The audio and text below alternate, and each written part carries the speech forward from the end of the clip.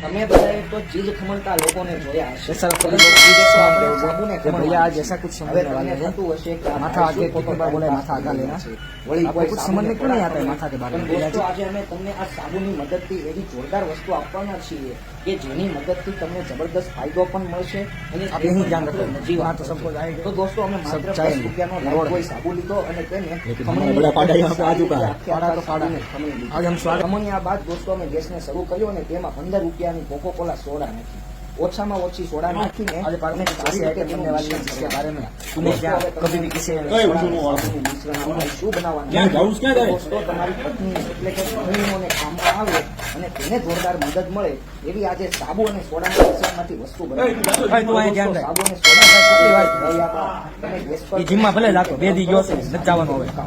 હવે દોસ્તો અમે તો જોરદાર રીતે સાબુ અને ભૂમિ અને આપજો, કોકોકોલા કામ જ નથી સોડાનું કર્યું કોઈ દી। મિશ્રણ કરી છે કે આસમાઈ નહોતા લે। હવે આ તમને એમ લાગ્યું છે આ તો કંઈક અલગ જ વસ્તુ લાગે છે કે આપણે ચિકન બનાવતા હોઈએ। હાજી દોસ્તો, આના ધીરે ધીરે તમે જોશો તો તમને સાયન્સ નું તો પાછું એટલે કામ નહીં, આને પાડા એ બે। ચિંતા ના કરશો, હું પણ વેજ છું અને જો તમે પણ વેજીટેબલ હો તો આપણા વિડીયોને લાઈક શેર અને comment કરી દેજો। હવે દોસ્તો અમે સારી રીતે જેમ જેમ ઉકાળતા હતા તેમ અમારે જે અહીંયા ધ્યાન રાખ પાછું, પ્રકારની મને મારો બેટો ભૂખ નો કાપતો તમે આગળ દોસ્તો વિડીયોમાં પૂરેપૂરી રેસીપી જાણશો પછી તમે ઘરે આ રેસીપીને અપનાવી શકો છો અને નિષ્ણાંતોની સલાહ પણ લઈ શકો છો।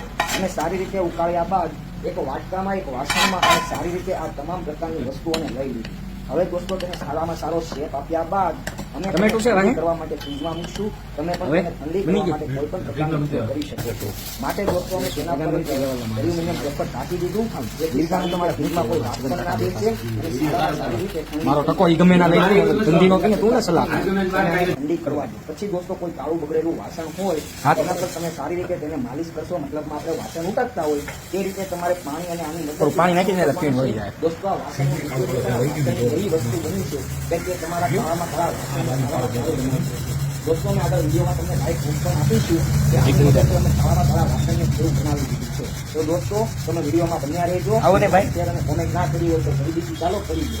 તો દોસ્તો એને કામમાં આવશો। સારી રીતે વાસણ સાફ થઈ જાય તો ધ્યાનમાં રાખીને અમે ઘસી રહ્યા છીએ, જેની મદદથી તમને પણ અમે બતાવી શકીએ કે આ વસ્તુનો ઉપયોગ તમારા માટે કેટલો કે ગેંડી છે સોદી ના મિત્રો તમને પણ ખબર છે કે માત્ર 25 રૂપિયાના ખર્ચે આપણું વાસણ નહીં પણ આપણા બધા જ વાસણો ચોખ્ખા, ચમકદાર અને આવા વ્હાઈટ થઈ જશે। દોસ્તો અમે તમને બતાવ્યા કે અડધા વાસણમાં ઘસી લેશું, અડધા વાસણમાં નથી। બસ હવે હું તો કહું દોસ્તો અડધી બાજુ કેવું સુંદર થઈ ગયું અને અડધી બાજુ જો